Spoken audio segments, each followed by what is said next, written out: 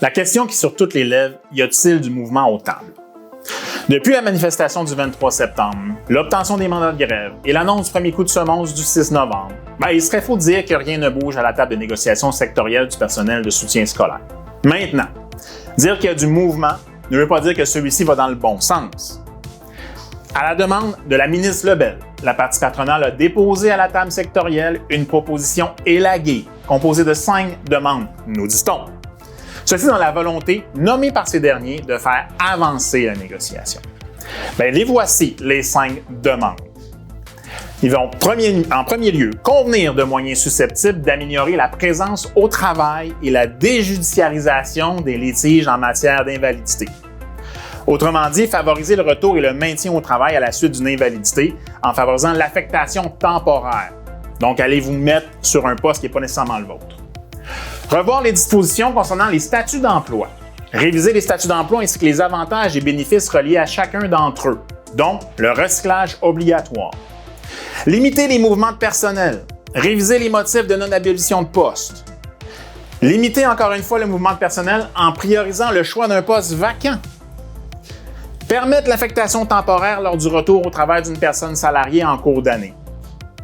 Voilà les priorités gouvernementales.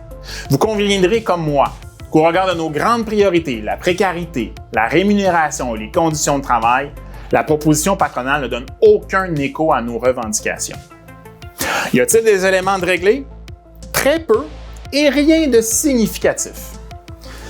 Un élément de régler, retirer les périodes d'affichage prédéterminées juillet, novembre et février afin que celles-ci soient établies par entente ou à défaut par les centres de services.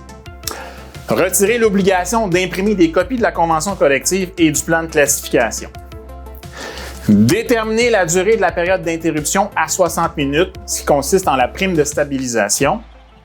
Et favoriser la participation des personnes concernées au plan d'intervention des élèves. Nous devons aussi préciser que la partie patronale a mis sur pied une table parallèle qu'il a appelée la table prioritaire. Cette table, qui s'éloigne selon eux des enjeux sectoriels, ne souhaitait discuter que des enjeux prioritaires du gouvernement. Ici, c'est ajouté un représentant du Conseil du Trésor. Autant dire que c'est là où se trouve l'argent. Les objectifs patronaux présentés à cette table sont les suivants. Les aides à la classe, uniquement. La position du gouvernement à ce sujet est ferme et étroite.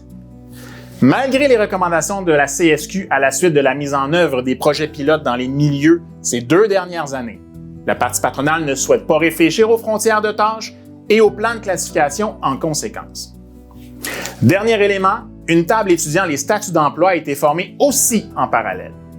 Ici aussi des échanges intéressants, mais la partie patronale semble s'entêter à restreindre l'accès à certains avantages de la permanence plutôt que l'inverse, ce qui, à notre avis, n'améliorera pas les enjeux de rétention et d'attraction en contexte de pénurie de main-d'œuvre.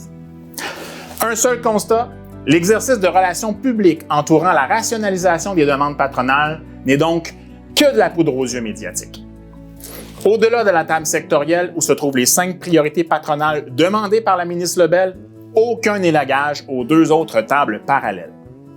C'est donc dans ce contexte que la Fédération du personnel de soutien scolaire qui a réaffirmé que cette négociation doit amener des modifications substantielles aux conditions de travail des travailleuses et des travailleurs.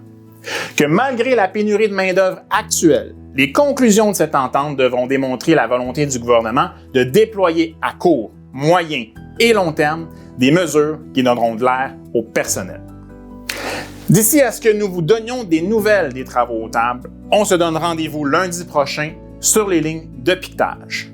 Solidarité.